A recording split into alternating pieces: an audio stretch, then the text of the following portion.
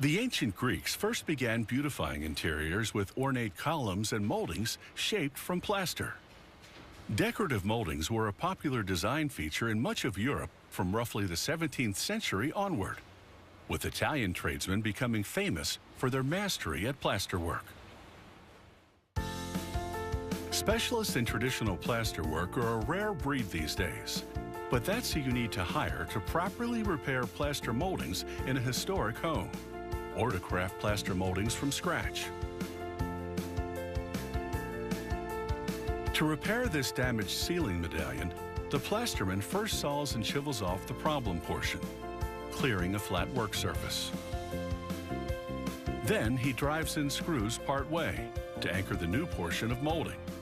The heavier the plaster molding, the more screws you need to hold the load. Another plaster man, meanwhile, prepares the plaster. The first ingredient is lime compound, a simple mixture of lime, also known as calcium hydroxide, and water. He forms a well with his scraper.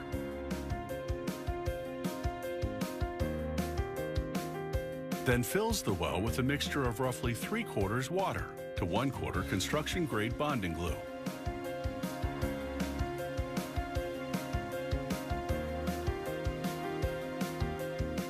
He adds just the right amount of plaster of Paris, which is powdered gypsum, the same stuff they use to make casts for broken bones.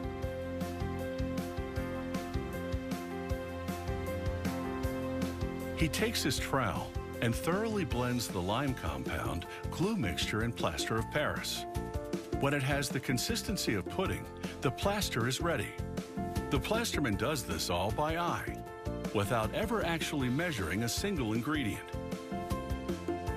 After applying bonding glue to the repair area, the other plasterman trowels on lots of plaster. Then he takes what's called a circular running mold. Its profile is that of the existing molding. He runs it back and forth over the wet plaster, hence the term running mold.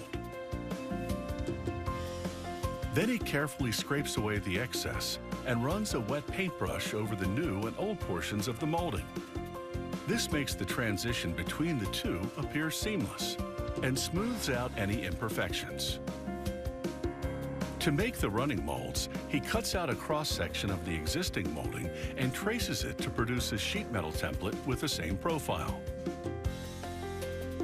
Then, with that, he cuts the shape in wood, producing what they call a stock.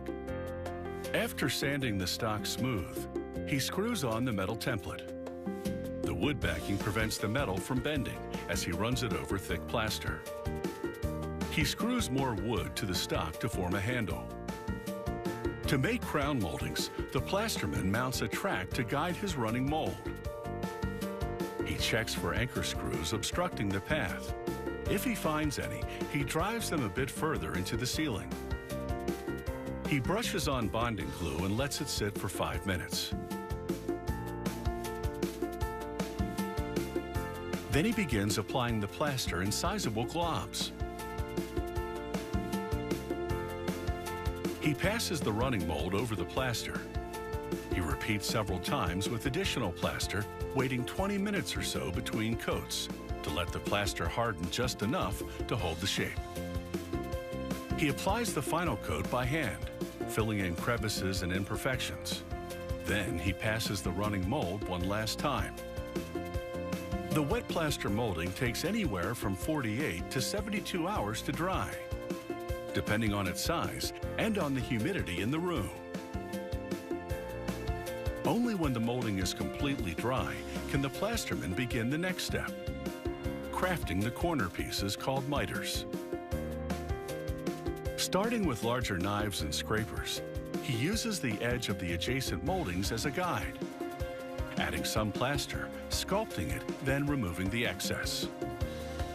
He keeps repeating these steps until each side of the miter matches the molding it joins perfectly. It's a slow and meticulous process that takes patience and an expert eye. Once he has perfected the profile, he refines the edges with smaller knives and scrapers. Finally, he blends the surface with a wet brush, rendering the transition from miter to molding visually seamless. brand new, yet distinctively old world.